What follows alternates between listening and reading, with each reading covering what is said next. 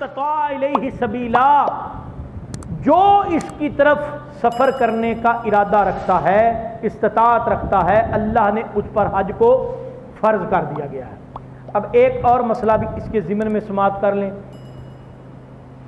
لوگ کہتے ہیں جی حج فرض تو ہو چکا ہے لیکن پہلے اور بڑی ذمہ داریاں ہیں، ان کو پوری کر لیں۔ کیا ذمہ داری ہے جی؟ میں نے سواری لینی ہے، میں نے مکان کی ڈیکوریشن کرنی ہے، میں نے اپنے بچوں کی شادیاں کرنی ہیں۔ یہ ذمہ داریاں پوری ہو جائیں تو میں حج کروں گا۔ پہلی تو بات یہ ہے کہ زندگی کی گارنٹی نہیں۔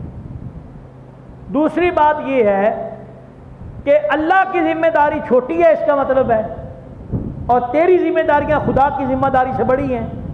جو خدا نے تیرے اوپر فرض کیا ہے اور لاگو کیا ہے، سب سے بڑی ذمہ داری بندے کے اوپر وہی ہے، اور پھر چھوٹا ثواب نہیں ہے۔ ثواب بھی کتنا ہے؟ کملی والے کی بارگاہ میں ایک بندہ آتا ہے، فرمایا یا رسول اللہ سب سے بڑا عمل کیا ہے؟ فرمایا اللہ پر ایمان لانا۔ حضور علیہ السلام کی بارگاہ میں ایک بندہ آ کے کہتا ہے یا رسول اللہ سب سے افضل عمل کون سا ہے؟ فرمایا اللہ پر ایمان لانا۔ فرمایا اس کے بعد؟ فرمایا اللہ کے راستے میں جہاد کرنا۔ فرمایا اس کے بعد؟ فرمایا حج مبرور، مقبول حج کرنا، یہ اللہ کی بارگاہ میں بہت بڑا عمل ہے۔ اور ایک اور حدیث پاک میں حضور علیہ السلام نے ارشاد فرمایا حج مبرور کرنے کا ثواب کیا ہے؟ فرمایا جو بندہ حج مبرور کر کے آتا ہے اللہ تعالیٰ اس کے گناہ اس طرح معاف کر دیتا ہے جس طرح ماں کے پیٹ سے جنم لینے والا بچہ گناہوں سے پاک ہوتا ہے، حج کرنے والا بھی گناہوں سے اس طرح پاک ہو جاتا ہے۔ اسی طرح حج کرنے والا ماں کے پیٹ سے جب بچہ پیدا ہوتا ہے کوئی گناہ اس کے ذمہ ہوتا ہے اور تھوڑی سی کم ہے۔ اسی طرح حج کرنے والا گناہوں سے اسی طرح پاک ہو جاتا ہے جس طرح ماں کے پیٹ سے جنم لینے والا بچہ گناہوں سے پاک ہوتا ہے۔ تو اتنا بڑا اجر ہو اور بندہ غفلت میں پڑا رہے، اتنا بڑا اجر ہو اور بندہ یہ کہے کہ یار ابھی بڑا ٹائم ہے، اور پاکستانیوں کی تو ویسے ہی عادت ہے کہ ابھی بڑا ٹائم ہے، ابھی تو ہم جوان ہیں، ابھی ہم نے بوڑھے ہونا ہے، ہاں جی ابھی بہت سارے کام کرنے والے ہیں، وہ کر لیں تو پھر اللہ کے گھر کا حج کریں گے۔ فرمایا نہیں، اللہ نے استطاعت دے دی تو اب حق بنتا ہے کہ خدا کے گھر کا حج کر کے آؤ۔ جب نبی پاک صلی اللہ علیہ وآلہ وسلم 10 ہجری کو حج پہ گئے تو آپ نے زندگی میں ایک ہی حج فرمایا، ایک ہی حج۔ اگر حضور علیہ السلام ایک سے زیادہ حج کر لیتے، ایک صحابی آئے پوچھنے لگے یا رسول اللہ کیا حج ہر سال فرض ہے؟ سرکار خاموش رہے۔ پھر پوچھنے لگے یا رسول اللہ کیا حج ہر سال فرض ہے؟ حضور پھر خاموش رہے۔ پھر تیسری بار سوال کیا یا رسول اللہ کیا حج ہر سال فرض ہے؟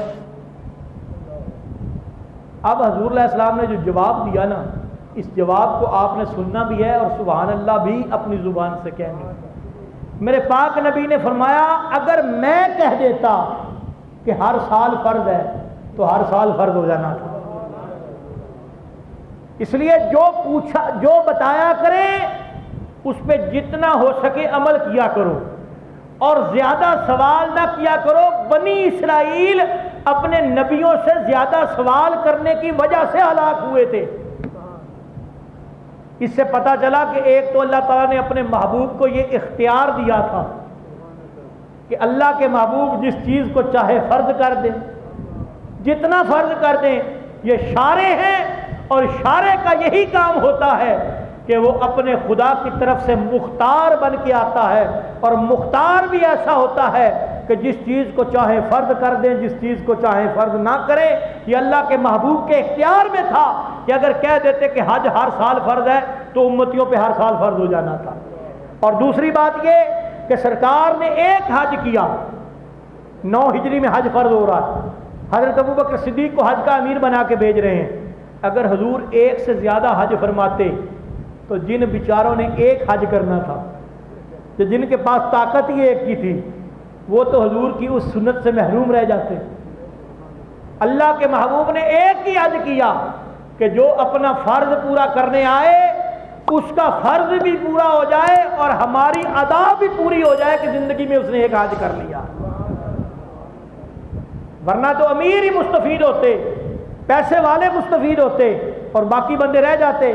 تو اللہ کے محبوب نے ایک ہی حج کیا، اور اسی ایک حج میں جب آپ تشریف لے گئے تو آپ نے فرمایا خذوا عنی مناسککم، کہ مجھ سے حج کے مناسک سیکھ لو.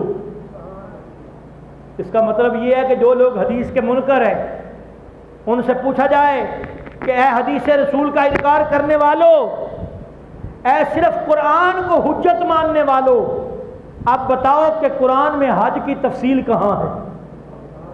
طواف زیارت کس طرح کرنا ہے، عرفہ میں کتنا ٹھہرنا ہے، مزدلفہ میں کتنا ٹھہرنا ہے، قربانی کس طرح کرنی ہے، رمی جمار کتنے دن کرنا ہے، کتنی کتنی کنکریاں مارنی ہیں، کیسے طواف زیارت کرنا ہے، کیسے طواف وداع کرنا ہے، کیسے قربانی کرنی ہے، یہ ساری چیزیں قرآن میں ان کی تفصیل بتاؤ. تو پتہ چلا کہ حج کو سیکھنے کے لیے بھی محمد عربی کے در پہ آنا پڑے گا. جس طرح قرآن حجت ہے اسی طرح حضور کی حدیث بھی امت کے لیے حجت ہے، اور حضور کی حدیث کے بغیر اور حضور کی سیرت کے بغیر ہم ارکان اسلام کو بھی نہیں سمجھ سکتے ہیں. تو اس لیے فرمایا خذوا عنی مناسککم، کہ مجھ سے اپنے حج کے مناسک سیکھ لو.